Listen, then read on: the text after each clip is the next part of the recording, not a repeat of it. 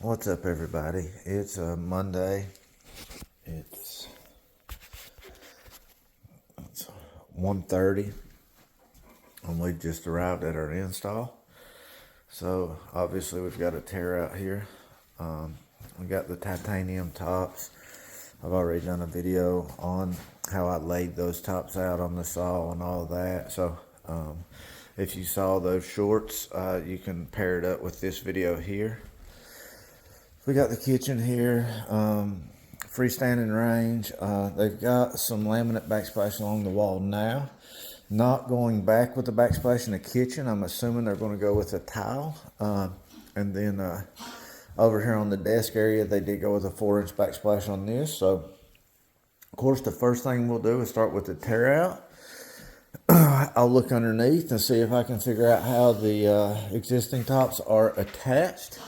If I can figure it out from underneath, we'll go from there. If I can't figure it out from underneath, then we'll start peeling some laminate back and find out if it's screwed down from the top side or whatnot. Of course, you just want to take all your precautions not to damage anything. There was thoughts of putting a stone riser back here.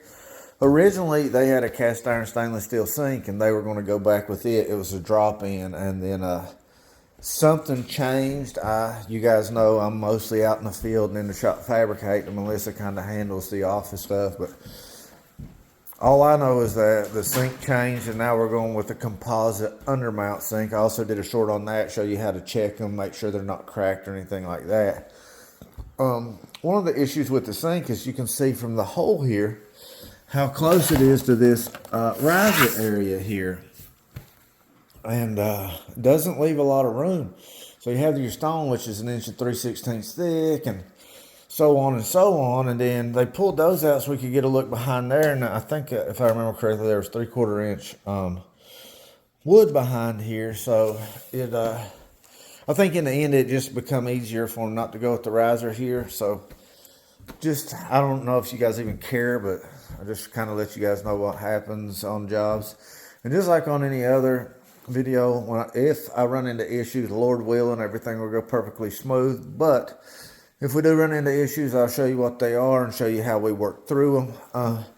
I'm going to try to do a quick short on faucet. This customer asked me, could they put the faucet in, before we put the top on and all that, which they are about the 100th customer that has asked me that, because nobody wants to get on their back, crawl up under there, and try to squeeze their hand up behind the sink to put the nuts on the faucet. If you guys install and you've watched any of my videos, you know that they can't do that.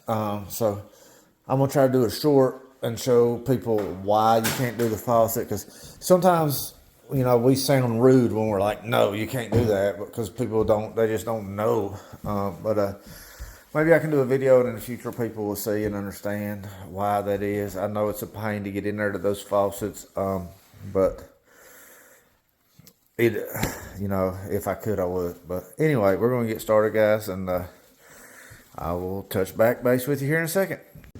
Okay, guys, so the first top you're pulling off anyways, you want to make sure of how it's attached. For instance, if one's screwed down, you don't want to pry up and then bust your cabinets all to pieces because you're prying so hard. So we usually peel some of the laminate back and see if we see any screws. And then we'll gently put a pry bar or 5-way or 8-way up in there and pry up on it gently to see if we see any screws or nails. Luckily, this one had nails, so hopefully the main kitchen is the same way with nails.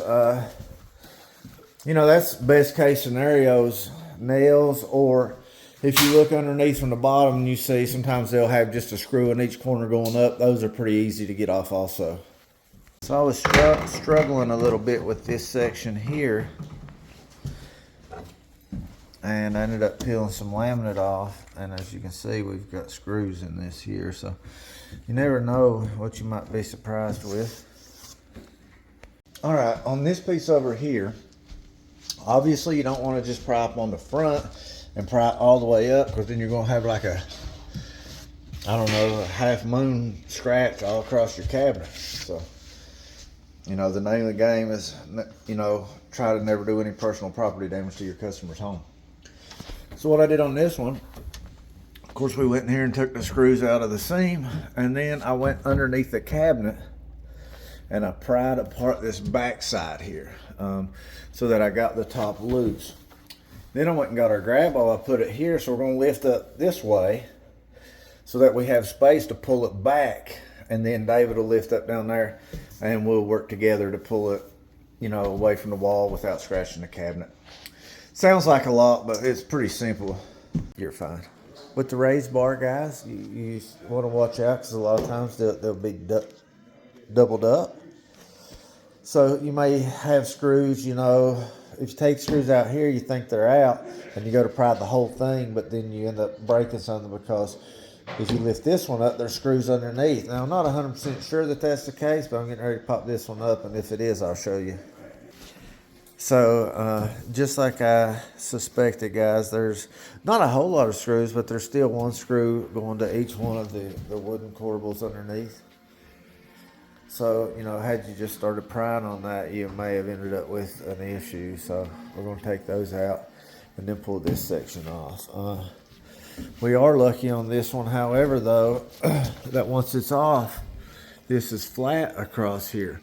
What you'll run into in some homes is this will go up higher, which this is a little bit higher, but they've got the corbel leveled out, so it should be just fine. But like, you'll have this come all the way up to the top of this, and then you have to go in there with a saw and cut that off flush. So we don't have that problem here, but I don't know if you understood that. That's a lot of talking, but I'll show you one day. So as always, I put the laser on the cabinets, and looks pretty good. Looks pretty good.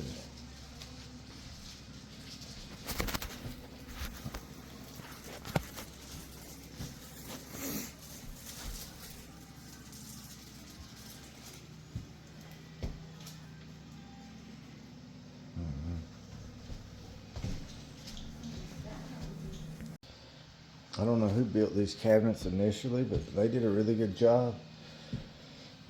Not only are they, you know, fairly level, but normally, you know, one side is definitely not level to the other.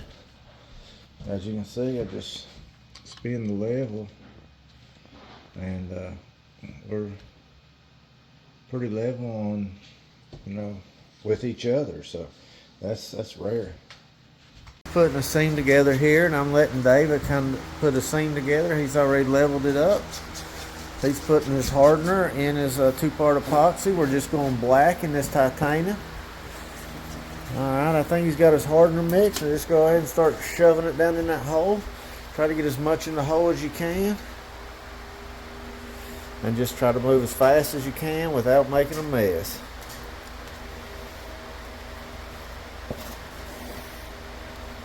Looking good, looking good.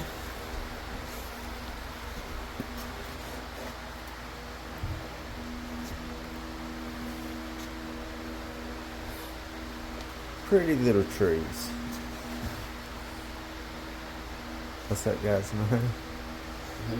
The guy with the afro that paints pretty little trees? Bob Ross. Put a little tree here. Little stream here. Look at the pretty little trees. And they got angles, or no, Jack Black does a thing of his. Alright, I think you got it in there pretty good. What do you think? Alright, now we're going to make sure this is stuck good. Go ahead and push it over. So we close it up. You don't have to get it perfectly tight, but just make sure your front's nice. Good. Alright, now what I do, David, is I go ahead and you hold this. Alright, David did a real good job of putting this thing together and leveling it out. I helped him with the joint setter just because he wasn't, he hadn't used these before, and I told him to put a little too much hardener in here, and it was setting up fast. It was my fault. So I did help him put the joint setter on there, but the joint setter You know, the work is leveling it up at first, not the joint setter, and he did a good job on that. I just helped him pull it tight. So I'll show you when it gets finished. This seam's gonna be money. All right, guys, we've got the job finished. You seen David did this seam. It was the first seam I've let him do with me, and oh, there it is. Turned out great. You'll notice there's some space behind the stone against the wall. If you remember, this was a tear out and it had the backsplash on it. Now when Melissa templates, she templates up to the backsplash, then she adds, I think that backsplash was a 1/2 inch, so she adds the 1/2 inch. Very hard to match the bows in the wall with the backsplash when we're templating on top of existing countertops. So we do have a little space. I think the customers are going to put tile up, and you know, I told them about the Durarock you can put up on the tile, you know, to kind of take care of that spacing a little bit. I even told them I'd come out and do the tile and put the Durarock up for free because of the spacing if they wanted me to.